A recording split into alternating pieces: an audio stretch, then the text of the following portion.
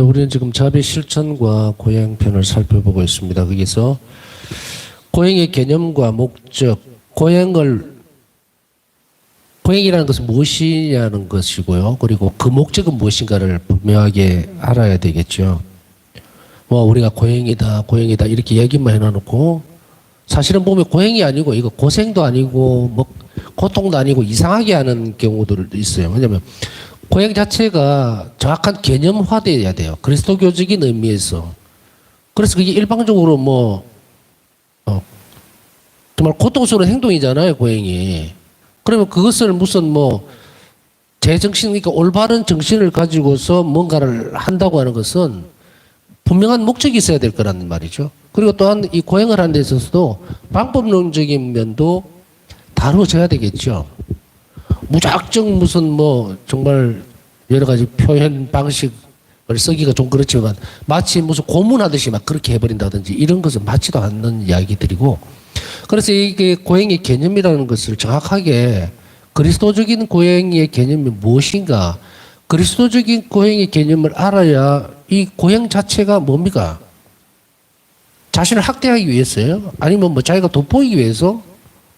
혹은 자존감이 낮아져서 자기 자신을 정말 비참한 지경으로 밀고 가려고 그런 선택을 하는 것인가? 그것도 아니단 말이죠. 그러면은 여기서 살짝 살펴보면 두 가지 길이 나오는 거예요. 하나는 자기 학대의 길로 나가는 거고, 하나는 예수님을 닮으려고 하는 길이 나올 거라죠. 말이죠. 그죠? 그러면 분명히 이 그리스도교적인 고행은 예수님을 닮으려고 한다는 순간 목적이 분명히 있을 거예요. 그러니까 거기에 따라서 방법적인 것도 도덕적이고 윤리적이고 그리고 도를 넘어서지 않는 그런 방법들이 있을 거라는 거예요. 이제 이것을 정확하게 해야지, 그렇지 않으면은 마음대로 이제 자기 마음대로 이게 고행이다 이렇게 규정을 지어서 해버리면 고행이 아니고 말 그대로 고생이죠. 아무 가치도 없는. 그래서 우리는 이 고행이라고 할 때에 이 부분들을 분명하게 개념화시킬 필요가 있어요. 세상 속에서는 고행이라는 말을 많이 씁니다. 고행이다, 특히 수도성들의 경우에 보면 고행이니 뭐니 말을 많이 쓰면서 방법적으로 봐가지고도 많이 있죠. 밥을 굽는다든지 아니면 무슨 한겨울에 목욕 재개를 하고 추운데 하여간에 방법적인 부분들을 상당히 많이 쓸 수 있어요. 그 고행이라는 이름으로. 그러나 우리에게 있어서의 분명히 밝혀야 되는 것은 일반적인 개념으로 정리되어 있는 고행에서 이제 그것만 살짝 살펴보고 그리스도교적인 그 고행의 의미, 그것을 우리가 봐야 되겠죠. 그래서 이런 고행이라고 하는 개념 자체를 잘 정리할 필요가 있어요. 때때로 우리 가운데는 누군가가 예수님께 정말 많은 부분들이 희생으로 드리고 싶어서 어떤 고행길을 선택하는 경우도 있죠. 이 고행을. 그래서 우리가 보면은 성지순례도 지금 산티아고 이런 것도 순례의 길이지만 고행이라고 얘기를 하기도 해요. 바로 그것은 뭐냐면 한목적성이에요. 목적이 뚜렷하다는 얘기예요. 그 길에 가면서 순례로서 하나님을 찾으려고 하는 인간의 순례자죠. 인간은 마지막 천국 본향에 갈 때까지는. 근데 만일에 그걸 가면서 그냥 걷는 것 자체가 고행이잖아요. 덥고 여러 가지 이것만 충족되었다고 해서 저녁에 가서는 술 한 잔 마시고 고기 먹고 이래 되면 그게 고행입니까? 아니잖아요. 그죠? 그러니까 이게 개념 정리를 잘 해야만 이것이 정확하게 방향이 지어지는 거예요. 개념을 잘 잡고 잘 실천해야 뭐가 나옵니까? 목적이 나온다는 거예요. 그래서 목적에 맞추어서 이 고행에 대한 개념들을 잘 정리할 필요가 있기 때문에 우리는 이 지점에서 이제 살펴볼 것입니다. 우선 고행이란 말은 흔히 인간에게서 자유로운 권리나 삶의 기쁨을 박탈하는 자기 부정의 개념으로 이해되면서 좁은 의미로 잘못 사용되고 있다. 고행이라는 말은 흔히 인간의 권리라든지 속박이잖아, 그죠? 내가 마음대로 막 하는 것은 고행이 아니잖아요. 하고 싶지만 안 한다든지 절제를 한다, 이런 부분들, 그런 부분들을 우리는 고행의 범주 속에 집어넣는데, 자기 삶의 기쁨도 박탈하고 자기 부정, 자기 자신에 대한 부정도 일어나는 이런 것들을 고행이다 이렇게 좁은 의미로 잘못 사용되고 있다. 우리가 알고 있는 그 일반적인 의미에서 고행이 아니라는 이야기죠. 그리스도적인 고행은. 그래서 일반적으로 우리가 알고 있는 이런 고행적인 고행이다라고 말되어지는 것은 아니에요. 잘못하면 이 고행 안에는 금욕주의도 들어갑니다. 고행이라는 아까 얘기했듯이 금식 또 어떤 것도 절제하고 먹고 싶은 것도 안 먹고 뭐 예를 들어서 즐길 것도 안 즐기고 이렇게 너무 가다 보면 뭐까지 갑니까? 금욕주의로 가버릴 수도 있어요. 왜 고행이 이제 착각하는 거예요? 쓸데없는 짓을 하는. 금욕주의라고 하는 그 부분도 말 그대로 그거예요. 욕구를 그냥 금지한다는 건데 그러다 보니까 나중에는 무슨 문제가 생깁니까? 부부간에도 문제가 생기고 이거는 뭐 쭉 교회 역사 안에서 살펴봐도 알 수가 있고 사회 안에서도 살펴봐서 알 수가 있어요. 그래서 이런 부분들이 잘못 삐뚤어져서 엉뚱한 길로 가는 거예요. 나중에는 왜 그걸 하고 있는지도 몰라. 이런 것에서 우리가 개념을 확실하게 잘 정리를 해야 되니까 일반적으로 이런 의미에서 고행은 아주 좁은 의미로 사용이 되어지고 있다. 그래서 고행에 대한 이런 관점은 무언가를 포기할 때 잘 들어야 됩니다. 그 포기의 목적이나 그로 인해 얻게 되는 열매는 고려하지 않은 채 포기하는 그 자체에만 특별히 초점을 맞추는 입장이다.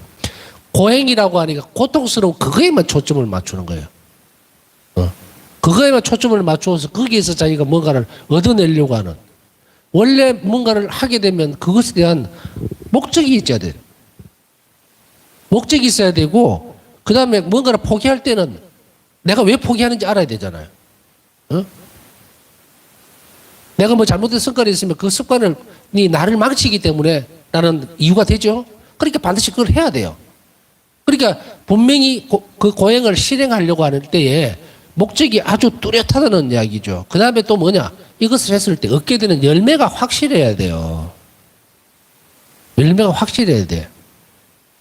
내가 뭔가를 어떤 포기했을 때에 그거로 인해서 건강을 되찾는다든지 나는 걷는 게 지금 되게 힘들어요. 예를 들어서 이렇게 걷는 것이 힘들고 게으르고 막 이런 거 있죠. 근데 그걸 극복해 내가 나가는 것도 그것도 고행의 일종입니다. 사실은 억지로 일어나서 뭔가를 해야 되니까. 그런데 그것에 대해서 획득되는 건 뭐예요? 건강이죠.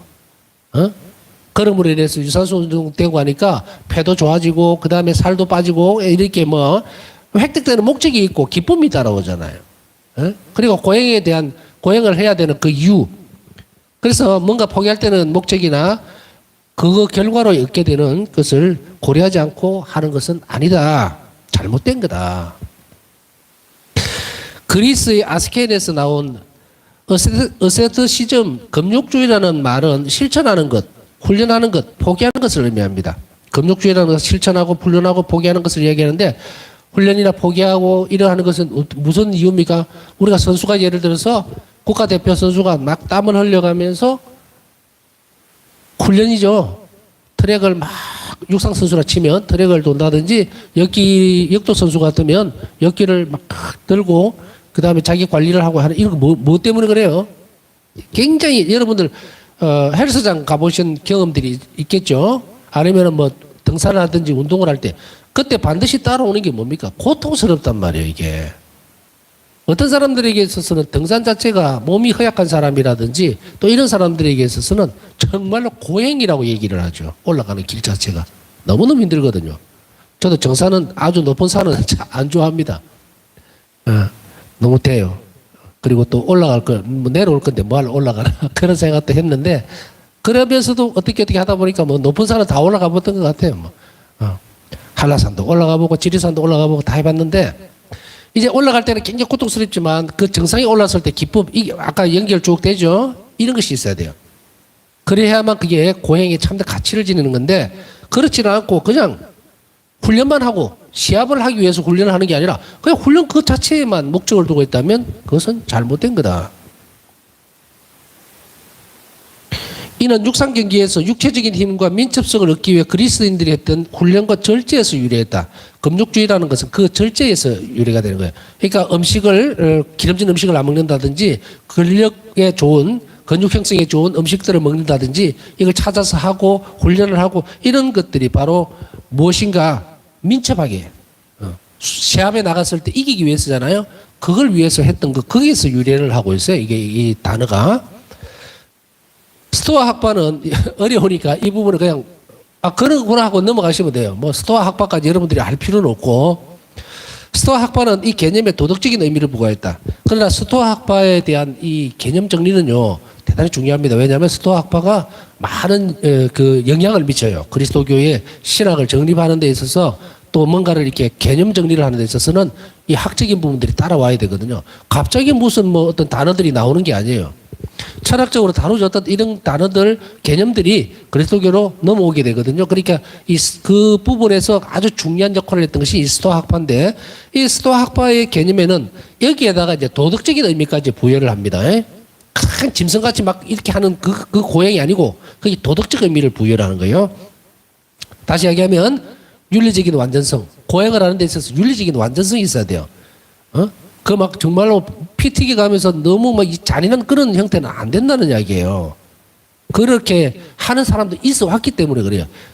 여러분들 혹시 이것을 보신 적이 있는가 모르겠는데, 제 기억으로는 예수님이 십자가형에 당하셨던 그 십자가 이제 못 박히심을 기념하기 위해서, 남미 어느 나라에서는 직접 사람을 못을 박아요. 대연하기 위해서. 지원자가 있겠죠. 그래서 직접 못을 박아서 십자가를 세웁니다. 그것을 영상으로 한번 본 적이 있는데, 이것은 제정신이 아니에요. 제정신 아닙니다. 이 종교적 의식도 아니고 아무것도 아니에요, 이거. 정신병자 집단이에요, 이거는. 그리스도교를 표방한 어둠이에요. 예수님이 언제 우리에게 똑같이 나와 똑같이 십자가에 못 박혀라 이렇게 하셨다.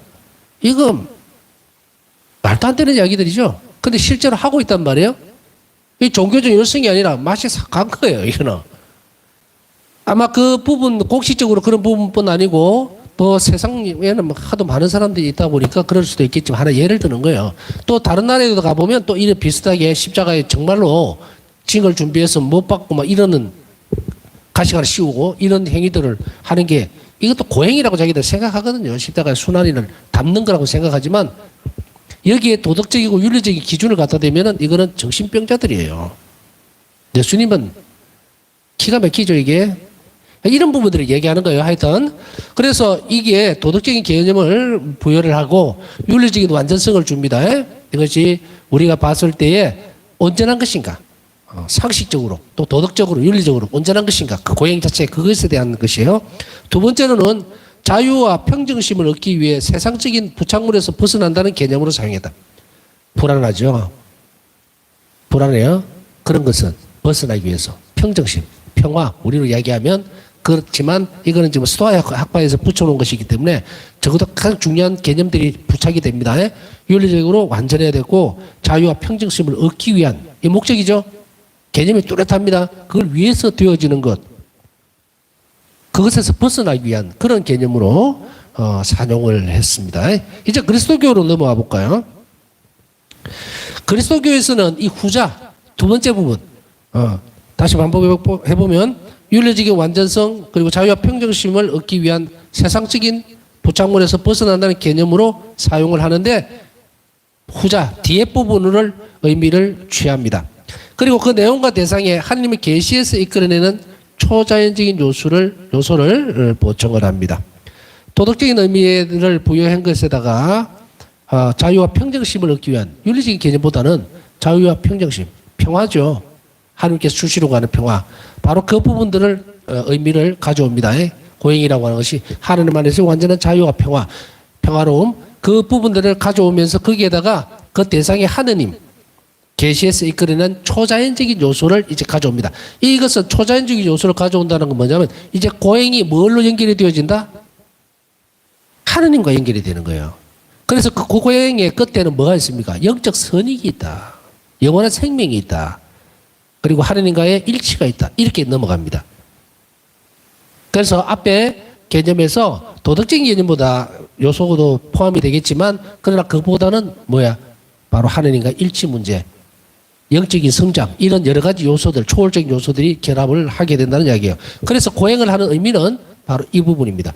그래서 은수자들이 초기에 그리스도교적인 수도 생활의 형태죠. 은수 생활을 하러 사막으로 하셨던 것도 그 고행입니다. 고행 아니겠습니까, 그게? 그 아무도 없는 곳에 사막에 혼자서 외롭게 그 지내야 되고, 낮에는 엄청 뜨겁고, 밤에는 막 겨울같이 춥고 그렇다 그래요. 그러면서 혼자서 이제 먹을 거리 다 해결해야 되고, 그죠? 그 상황에서 하느님만 오롯이 바라보고 있는 그 부분, 그게 고행이죠, 자체가. 바로 그러나 그 고행을 하는 한 목적성이 뭡니까? 하느님을 완전하게 닮기 위해서 떠났던 거예요. 이해가 가시죠? 같은 고행이라도 고행은 이런 것이어야 된다.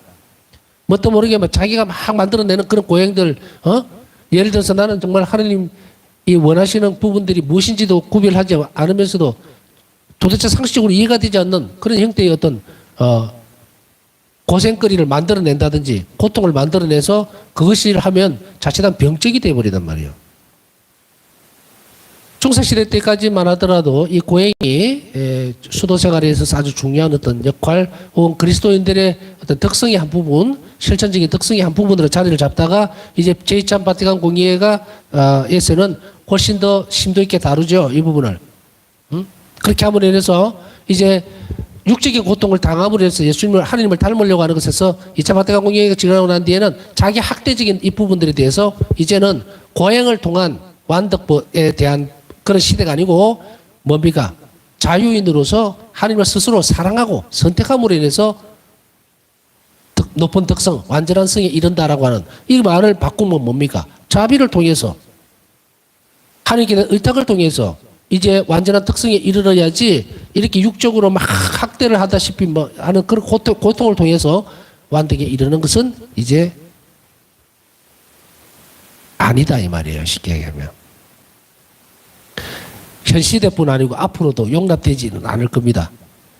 물론 어떤 경우에는 중세시대 때나 또 보면 우리가 전쟁이라든지 종교적인 어떤 그 상황 속에서 많은 고통들을 당하고 순교당했던 그런 성인들의 모습들을 많이 볼 수가 있죠. 그러나 그것이 이제 고통이 바로 예수님을 닮을 수 있는 가장 가까운 어떤 특성이긴 하지만 그러나 그것이 육적인 것에 한정되어져서는 안 된다는 이야기예요. 그래서 우리가 쭉 살펴봤지만 자비에서 예수님은 뭐라고 말씀하세요? 아주 큰 어떤 다른 육적인 고통보다 고향보다 나는 뭐를 원한다? 마음에서 온전하게 일어나는 이웃에 대한 자비 행위를 원한다는 거예요. 그것이 재물이나 제사보다 훨씬 더 가치 있다. 벌써 천명하고 나오시죠? 네? 그러니까 이렇게 이제 부분들이 영성적 개념에서 이 부분들이 옮겨간 거예요. 옮겨가고 이것이 하나님 마음에 더 든 것이다. 이제는 하나님 이거를 기뻐하고 우리의 일을 받아들이신다. 이 부분들을 이제 강조하고 있는 겁니다. 그리스도교 전통에서 고행은 그리스도교적 완덕을 얻기 위해 기울이는 개인의 끈질기고 체계적인 노력을 의미합니다. 고행은 완덕을 얻기 위한 것이에요.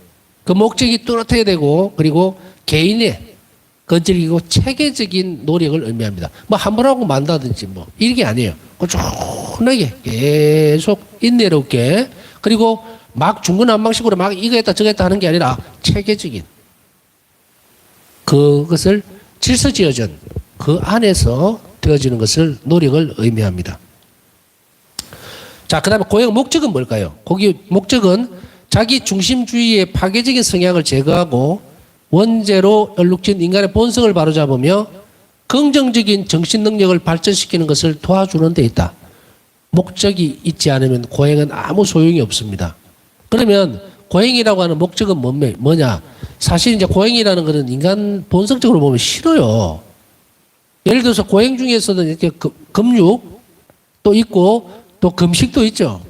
단식도 있고 그거 싫습니다. 배가 고프게 왜 내 몸을 괴롭히는 거잖아요. 근데 우리의 본능을 거슬르는 행위거든요, 이게. 금식이라든지 이거는요. 단식 같은 거. 이것은 내 욕구를 가장 인간이 가지고 있는 충실해야 되는 욕구예요, 이거는. 죄가 아니에요, 먹는 거는. 그죠? 그런데도 불구하고 이것을 끊는다라고 하는 것은 뭔가 내가 내 입에 들어가는 것을 내 만족을 위해서만 계속 섭취를 한다 그러면 이기주의적인 것이 돼요. 이기주의적인 것이 되죠. 그래서 우리는 여기에서 고행의 목적이라는 것은 항상 내 중심적으로 내가 싫은 거는 싫고 좋은 것만 취하고 하는 이 자기 중심적인 것을 벗어나려고 하는 거예요. 이웃에게 뭔가를 주고 이거 쉬운 일 아니에요.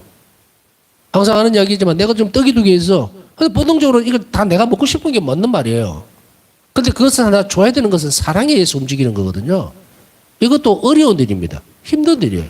어떻게 보면 고통스러운 일이야. 내 먹을 걸 줘야 되니까.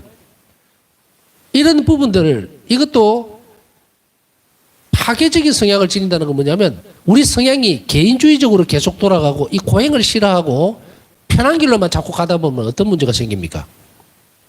자기 본성이 완전히 내려앉아 버립니다. 자기 중심적이라고 하는 것은 하느님의 사랑을 받아서 이웃에게 사랑함으로 인해서 자기 완성으로 나아가야 되는 인간의 본성이 완전히 박살이 나버려요. 인간 삶의 목적에 이르지를 못합니다. 인간 삶의 목적은 뭡니까? 마지막 지점은 하느님과의 결합이에요. 영원한 생명을 얻는 거잖아. 그러면 그 영원한 생명을 얻을 수 있는 유일한 길은 이웃에 대한 사랑밖에 없어요. 이미 하느님 사랑을 받았기 때문에. 그래야만 자기 본성을 찾아가고 자기 완성에 이르는 길이라고 이야기를 계속 강조해 왔죠. 그런데 이기주의적인 것은 뭡니까? 남을 위해서 조금 더 어떤 힘든 것을 싫어하는 거, 이거 이기주의적인 거죠. 이 고통 싫어하죠. 밀어내버린다고. 그러면은 어떻게 됩니까? 이 사람 자체는 완전히 파괴되어 버린다. 사랑이 다 빠져나가 버리는 거예요. 이걸 얘기하는 거거든요. 그래서 이런 파괴적인 성향을 제거합니다. 그래서 단식을 하는 것은 뭡니까? 악을 제거하는 거예요. 내 안에서. 단식은. 이 고행이거든요. 그래서 우리가 예를 들어서 어린 유혹에 많이 빠진다든지 아니면 어떤 어려움들이 항상 봉착했을 때 신앙적으로 많이 흔들린다든지 할 때 선택하는 고행 방법이 뭡니까? 단식이에요. 단식은 죽기 살기로 덤비는 거예요. 쉽게 이야기하면. 하늘께 매달리면서 곡기를 끊는다는 것은 정말 엄청난 고행이에요. 엄청난 결심이죠. 먹는 걸 끊는다는 거는. 아파서 못 먹는 것을 제외하고는. 그래서 옛날에 그런 이야기들 있잖아요. 자식이 결혼시켜 달라 그러는데 부모가 안 된다 그러니까 막 문 걸어 잠그고 제일 먼저 하는 게 뭡니까? 단식 투쟁이에요.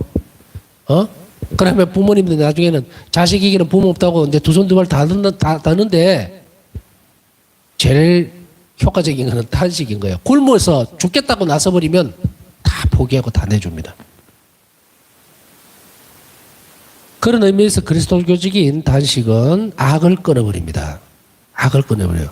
악을 끊어버리는 것은 우리가 하나님 앞에 섰을 때 내가 곡기를 끊으면서까지 주님께 손을 벌리는 것은 대단히 큰 의탁의 정신이거든요. 그랬을 때에 악을 뿌리를 뽑아내고 뭐 하느냐? 악에서 강해집니다. 그게 단식이에요. 자, 하나 예를 들었는데 이래서 파괴적인 성향을 가지는 사람이 이기적인 것에서 벗어날 수 있는 것, 그것은 바로 고행의 목적이어야 되고 또 원죄로 얼룩진 인간의 본성, 인간의 본성은 고행과 고통과 따라가지 않으면 뭐가 안 된다? 본성이 제자리로 돌아오질 않습니다. 그래서 어둠은요, 마귀는 인간이 고통을 막 스스로 찾아서 하느님을 위해서 나가는 걸 싫어해요. 그래서 이웃에 대한 자비를 실천하기 위해서 내가 고통을 받는 것에 대해서 굉장히 경기를 일으킵니다. 아주 싫어요. 이웃을 위해서, 남을 위해서 왜 너를 학대하느냐 이거예요. 이거는 마귀한테는 없어요, 이게. 그저 마귀라는 것은 집에만 들어가는 것밖에 모르고 옆에 아무것도 없어. 그런데 보니까 이거 자기도 먹고 자기도 고픈데도 불구하고 정말 가난한 일에서 내놓고 이러니까 어떻게 돼요? 마귀는 눈이 돌아가겠죠? 그러면 막 압력을 넣으려고 하겠죠? 그러나 하느님은 그들을 도와주게 돼요. 이런 얘기들은 다음에 이제 또 할 기회가 있으면 하고, 여하튼 긍정적인 정신 능력을 발전시키는 것을 도와주는 데 있습니다. 고행을 하는 것은 바로 이런 모습들이죠. 단식을 하면서 주님 제가 지었던 죄에 대해서 회개하고 그리고 올바로 살아갈 것을 결심하고 이럴 때 우리는 본성적으로 어떻게 되어 있다? 원죄로 인해서 또 생사의 죄 때문에 기울어져 있던 본성이 어떻게 됩니까? 회복이 되는 거예요. 회복이 되면서 그 영혼은 하나님께로 향하는 성향을 갖게 돼요. 그래서 물론 마귀가 계속 괴롭히겠지만 그것을 극복하고 이겨낼 수 있는 그 성향을 가지게 되거든요. 그럼 이 본성이 기울어진단 말이에요. 하나님께로. 그런데 하나님께 기울어졌다고 해서 계속 그대로 있습니까? 아니거든요. 때때로 뭔가를 해야 돼요. 고행을 하는 거예요. 그렇게 함으로 인해서 완전히 하나님께 딱 안착되어질 수 있도록. 왜냐하면 내 안에서 고행을 실행해 나감으로 인해서 그것을 감사하게 받아들이고 내 자신의 어떤 성향, 영적 성향을 발전시켜 나가는 그런 것으로 하나님께 봉헌을 하기 때문에 무엇을 담습니까? 예수님을 담는 거예요. 고행을 하셨던 예수님을 닮는 거예요. 예수님을 닮으니 어떻게 됩니까? 그 성향도, 그 영적 성향도 예수님께로 기울어지겠죠. 그 이야기를 지금 풀어내고 있는 겁니다. 자, 이 모든 활동은 하나의 목표, 즉 사랑 안에서 하나님과 일치를 얻는 것이다. 성향, 내적 성향이 기울어지고 본성적으로 하나님께로 향하려고 하는 것, 이거 뭡니까? 하나님과 일치죠. 그래서 고행의 목적은 하나님과 일치해 있어요. 사랑 안에서 하나님과 일치라는 것이 바로 이러한 고행을 하는 모든 활동들의 최종적인 목표입니다. 그리스도인의 영혼 안에서 하나님 은총의 효과는 저절로 작동하는 것이 아니기 때문에 고행이 요구된다. 하나님 은총을 가만히 있으면 그대로 움직이는 것이 아니에요. 움직이는 것이 아니에요. 은총이 활성화돼야 돼요. 그 은총이 드러나기 위해서는 뭐가 필요한가? 고행이 필요하다. 즉 하나님 은총의 활동을 가로막는 장애물을 제거하기 위한 인간의 협력이 요구된다. 이러한 노력은 인간의 영혼 안에서 하나님이 활동하시기 위해서는 반드시 필요한 것이다. 하나님 은총의 활동을 가로막는 장애물이라는 것은 뭡니까? 자기 개인적인 거예요. 이웃을 생각하지 않는 성향들, 자기 중심적인 것. 이거 뭡니까? 자비롭지 못한 모든 것들이 내 영혼 안에서의 하나님의 활동을 방해해버리는다. 이 말이에요. 그러면은 이것을 내가 벗어나려고 하면 뭘 해야 됩니까? 이게 고통스럽다. 고행이라고 아까 얘기했듯이 고착화되어 있단 말이에요. 어? 고착화되어 있다고. 나는 조금만 움직이면 숨차고 힘이 들어서 운동 안 할래. 그런데 운동을 해야 돼. 안 그러면 죽어. 이러면은 하죠. 운동을 즐겁게 하는 사람도 있지만 뭐 대부분은 고통스러워요. 고행입니다. 고행. 그러나 나머지 결과물은 항상 좋은 지점, 건강 이것이 돌아가죠. 마찬가지로 우리는 스스로 바로 이러한 부분들을 하나님께 내어드리기 위해서 이 고행이라고 하는 것은 자기 본성적인 부분, 악으로 기울어지려 하는 부분을 극복해 나가려고 하는 그런 시도입니다. 그래서 우리가 보면은 우리 전례적 동작도 보면은 이래요. 앉아 있는 행위가 있고 또 서는 행위가 있고 때로는 꿇어 앉는 행위가 있죠. 꿇어 앉을 때는 어떻습니까? 통해의 의미예요. 간절히 원하는 것. 그럴 때 무릎을 꿇죠. 근데 무릎 꿇고 있으면 한 5분만 있으면 보세요. 막 다리 쥐가 나고 막 정말 힘들죠. 그렇지만 우리는 그 동작을 합니다. 왜? 고통스럽지만 그 동작을 하는 것은 내 내면적인 상태, 하나님 앞에 통회하고 회개하는 인간의 모습을 하나님께 사랑으로 드리는 행위예요. 그게 고행이죠. 그게 고행이라고. 다리 쫙 뻗고 아니면 막 딱 누워가지고 뭐 기도하고 이거 아니죠. 이렇게 우리가 편한 동작은 있지만 그러나 그 편한 동작보다 조금 더 불편한 동작 전례적으로 선택함으로 인해서 내 사랑이 표출되어지는 연습들 이걸 지금 얘기를 하는 겁니다. 그래서 이런 연습들을 계속할 때에 하나님께서 우리 안에 영혼 안에 부어주셨던 하나님의 활동들 은총들이 활성화가 됩니다. 효과가 드러난다는 이야기예요. 그래서 하나님이 이렇게 활동하시기 위해서는 반드시 필요한 것이 바로 고행입니다. 인간의 영혼 안에 하나님의 모습이 반영되는 것을 가로막는 죄와 욕망의 잔유물로부터 정화되기 위해서 하느님과 협력하는 인간의 노력 이것이 바로 고행의 의미이다. 죄와 욕망의 잔유물로부터 정화되기 위해서 하느님과 협력하는 인간의 노력 그것이 고행의 의미입니다. 하느님과 협력하기 위해서 어려운 것을 선택을 합니다. 십자가를 선택하는 거예요. 그래서 그것이 바로 고행의 참된 의미입니다. 그리스도교적인.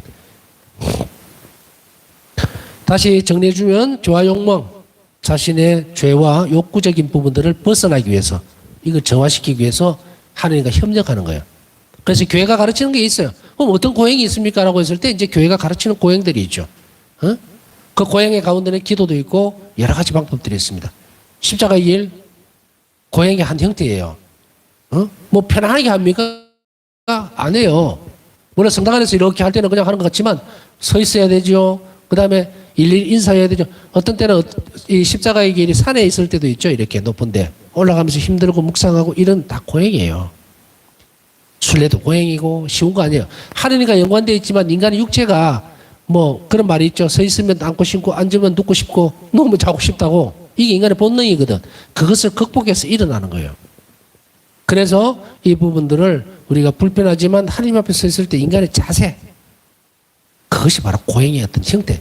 내가 삐뚤어져 있으니까 바로 하니까 아픈 거예요. 그걸 선택해버려야 돼. 그게 바로 고행의 의미다. 원죄 이후에 인간의 영혼은 하나님 모습이 아닌 허상을 반영하는 왜곡된 거울처럼 되었다. 욕망은 인간 안에 있는 원래 조화로운 모습을 파괴했고, 그래서 인간은 일시적이고 가변적인 것들을 향해 더 쉽게 기울어지게 된다. 욕망은 조화로운 모습들을 파괴를 시킵니다. 그러나 고행은 그것을 회복시켜 줍니다. 왜? 하느님께서 원하시는 것, 내 본능에 충실하지 않는 것이기 때문에 그것을 할 때는 힘이 들어요. 어렵습니다. 그러나 그것을 움직이면, 그 일을 선택함으로 인해서 하느님이 나에게 주시는 은혜를 받아낼 수가 있는 거예요. 그래서 우리는 고행의 형태들을 나중에 살펴볼 수 있는 기회가 있겠지만, 우리가 고행을 하는 것은 원죄 이후에 이미 삐뚤어져 있는 인간의 본성을 제대로 돌려놓을 수 있는 것은 예수님께서 선택하셨던, 받아들이셨던 그 십자가의 길, 그 고통, 고행, 그것과 동일하게 움직여질 때에 인간의 본성은 하나님께로 기울어지고 하나님을 닮아갈 수 있다. 이거 말입니다. 이게 그리스도인의 길이에요. 네, 남은 시간 묵상하면서 이제 이 고행의 길들이 말 그대로 쓸데없는 또 혹은 무의미한 그냥 고통으로 거치는 것이 아니고, 그 길을 통해서 우리 영혼이 정화가 되고, 그리고 본성적으로 기울어지려고 하는, 본성적으로 악으로 기울어지려고 하는 우리 영혼을 하나님께로 향하게로 만드는 그런 소중한 것이 바로 고행임을 우리는 생각하면서 우리가 이런 것들을 잘 실천할 수 있는, 그리고 그 의미를 잘 알아들을 수 있는 은총을 청하면서 남은 시간 묵상하도록 하겠습니다.